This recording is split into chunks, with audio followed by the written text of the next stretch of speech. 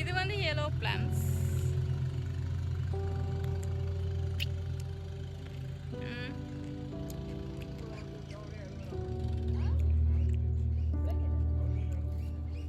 இது வந்து லைட் புளிப்பா இருக்கு, பட் நாட் பேட்.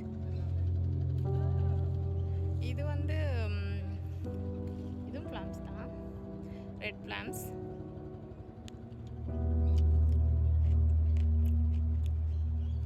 ரொம்ப டேஸ்டாக இருக்கு.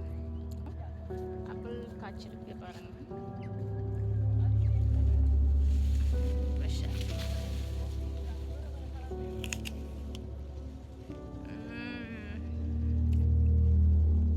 ஆப்பிள்